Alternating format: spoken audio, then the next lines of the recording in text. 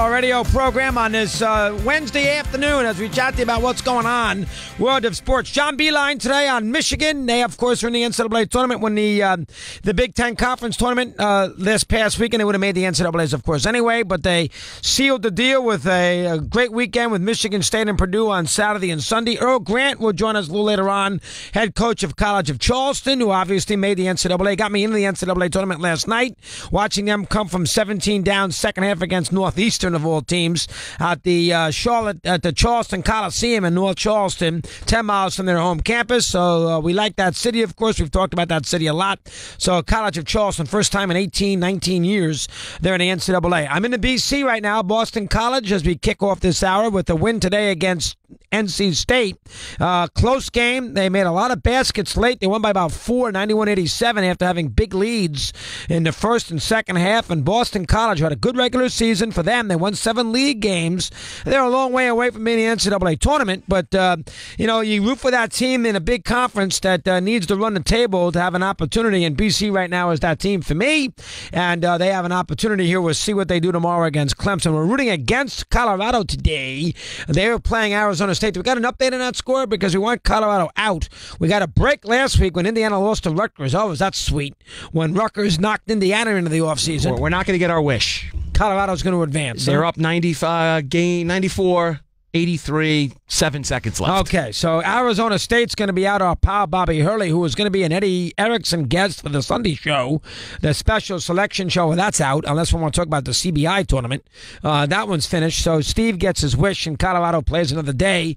He can get himself involved in that. But BC is something we'll be into right now, and, of course, later on tonight, North Carolina at the Barclays will play Syracuse. Some people think Syracuse might need to win that game to get into the NCAA tournament, so keep an eye on Syracuse. That obviously will play North Carolina later today at the Barclays, maybe needing a win to get themselves into the NCAA. Vatech and Notre Dame, same thing goes for the Irish. That's a good doubleheader tonight at the ACC tournament, based on the idea that Notre Dame and Syracuse might both need to win. Notre Dame's in a weird spot. They got their best player back, and Bonzi Colson, who has been out all year, and now he's back. And how do you grade them? They're a good team with them, and they're an NCAA team with them. They didn't have them all year, which meant they had a so-so regular season and record. So how do you handle that? Well, if they win that against Vatech, it's neither here nor there. So college basketball, this is their week. This is their 10-day, 12-day period. College basketball is weird for the fan because the college basketball season, people don't pay attention to it unless you live in a college basketball community. Bloomington, Lexington, Raleigh-Durham, unless you live Albuquerque, Tucson, unless you live in that kind of town where, your winter days are passed with your college basketball team, it's not a sport that is going to resonate with the national audience. And it's one of the few sports in which their big event at the end of the year, and it's a huge event, the NCAA tournament. It's not the biggest event of the year, but it's a huge event. And it's funny, everybody gets into the event not knowing anything about the teams. We talk about this every year here on the channel. The NCAA tournament never can carry a channel, a national sports channel. Now, if you're doing local radio in Bloomington today or Indianapolis, you can do basketball at night. Down in North Carolina today, you can, any town, Charlotte, Raleigh, Durham, don't make any difference. You can do sports talk and you wouldn't do anything but college basketball.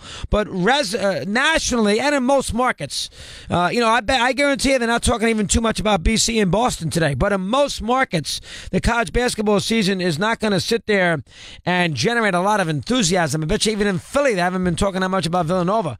But when you get to the national tournament, everybody is into it because they fill out those brackets and it's a little gambling aspect to it, and everybody has fun with it, and there's a lot of games on successive days. It's like a national holiday on that Thursday and Friday. Next week, Vegas is hopping. It's a huge day for Vegas, those 2 days with all the games. 4 sessions, morning, afternoon, and evening, 8 games in each session. So from that standpoint, it has a lot of juice, but nobody knows about the teams. I couldn't tell you right now anything about Wichita State, this particular team. I couldn't tell you a thing about Texas Tech. I couldn't tell you a thing. I haven't seen Texas Tech play. I mean, I can tell you a little something about Duke. I can tell you a little something about these teams after I see them this last 5 or 6 days and get a little feel of them.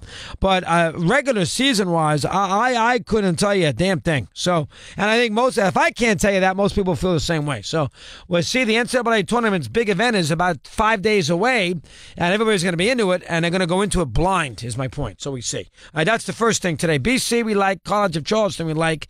We'll see Syracuse tonight against Carolina, and then, of course, Notre Dame tonight against, and that's not the only big games, against Virginia Tech. Oklahoma State tonight, that's a big game, too, so keep an eye on that. A couple of football notes today, in case you missed it. Michael Bennett was traded. It's a good trade for the Eagles. They got nothing to lose. They gave up a fifth-round pick and a wide receiver. They get a seventh-round pick in Bennett. He, of course, of the Seahawks. Seahawks looks like they're going in a different direction. Sounds like Richard Sherman is tweeting that he is not going to be part of the Seahawk team anymore.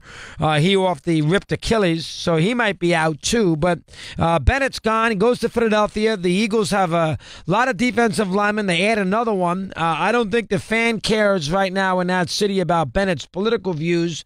They're so in love with the Eagles, they can bring anybody in. They'd root for him. So I don't think there's any issue as far as that. They can bring in the worst ogre in sports. They'd put up with them in football. They would put up with that because the Eagles have a love affair now at that city that's going to last a long time, and it's going to last throughout the 2018 season. And it'll be interesting to see what the passion level is with the Philadelphia fan with the Eagles, because you can't boo now, and if they have a lousy year, you got to live with it. But we'll see if you want to win more than one championship, so they're going to want that, and especially for Wentz. But the animosity level now has to decrease significantly, at least for the foreseeable future, after you won a Super Bowl, after your first one and your first title since 1960. Anyway, Bennett's in. He'll help their defensive line. That's a no-brainer for the Eagles. He's a big talent at a very low price. They took advantage of that, and we'll see. Bennett now walks into. Now, nobody in Philadelphia is going to care what Bennett thinks about the world. They're not going to care. Bennett, had this big soapbox in Seattle, which is fine, and he's a very good player. So you can make an argument he's earned it, but I wouldn't make that, but you could. But nobody in Philadelphia cares. He didn't win a championship for the Eagles. He won it for the Seattle Seahawks. So we'll see how that works itself out. The Rams today, this has to be salary cap oriented. They traded Alex Ogletree, their linebacker, a good player who they gave a 4-year, $44 million contract to, $33 million of it guaranteed. They traded him, and they gave him that contract in October. They traded him to the Giants for some draft picks, and the Giants also got a late 7th-round pick too. So Ogletree, and he's a good linebacker. He played for Georgia, good player. He goes to the Giants today, who never haven't had a great linebacker in a long time. Now have Ogletree. That's a good trade for Dave Gettleman, and didn't cost them a lot. I don't know why the Rams made this trade. I have to think it's salary cap. They got a lot of young players coming into a lot of money right now. They had to let Sammy Watkins go. So Ogletree, after he just signed, ends up with the Giants. They got a couple of picks. So they're going to let Robert Quinn go. He, of course, goes to Miami. So a lot of moves by the Rams. Has to be Aaron Donald making a ton of money. Got to be a lot of reasons for it. Has to be something financial. He goes to the Giants from that standpoint. We keep an eye on that. That's the second thing I wanted to give you as far as football is concerned, or third thing with Bennett and then with him and Sherman. The couple of things I wanted to mention that I did not from last week. Number one, a lot of people are screaming because the NBA, I guess, is going to force the Bulls to play certain players, one of them being Lopez, so they don't tank. The NBA is very sensitive to this tanking issue. A lot of people don't like the way the 76ers got all their talent. They lost games. They didn't care about winning. They had no interest. They charged those big ticket prices, and they could care less. Now, the Sixer fan right now doesn't care. He's got Embiid. He's got Simmons. I mean, right now you could care less. They got Fultz. I mean, they can lose all they want. They got a million picks, and it's turned out to be relatively successful. So from that standpoint, the process has worked. There's nothing worse than being in purgatory in the NBA. Purgatory in the NBA is not being lousy enough to get lottery picks and not really being good enough to get out of the first round. And Philadelphia right now is 7 games over 500, and they're 35-28. They're going to be in the postseason.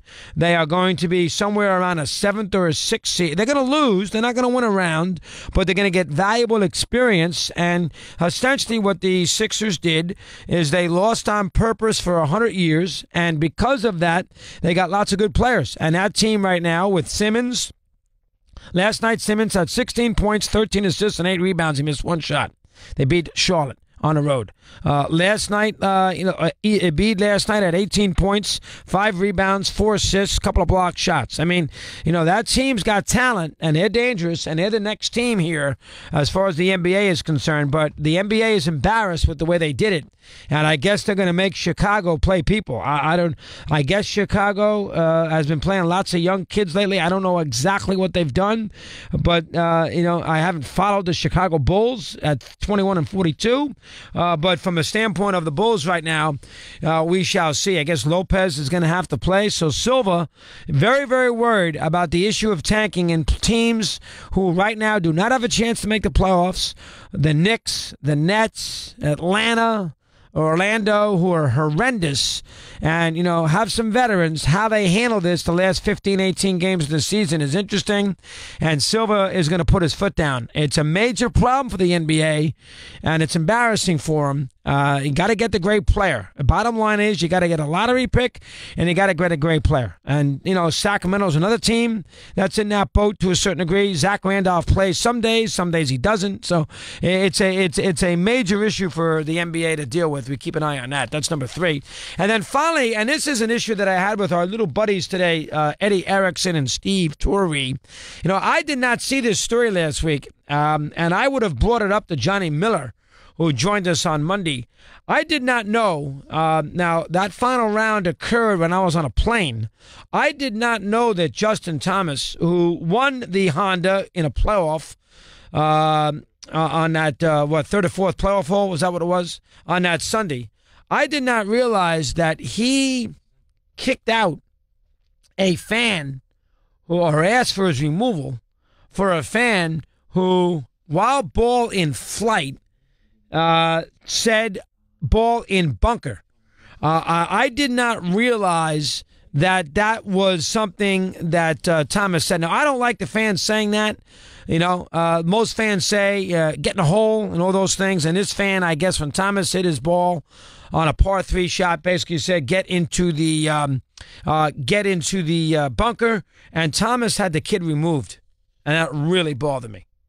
And he apologized, but you say it in your backswing, that's one thing. When the ball's in the air, you can't kick fans out. That's not fair.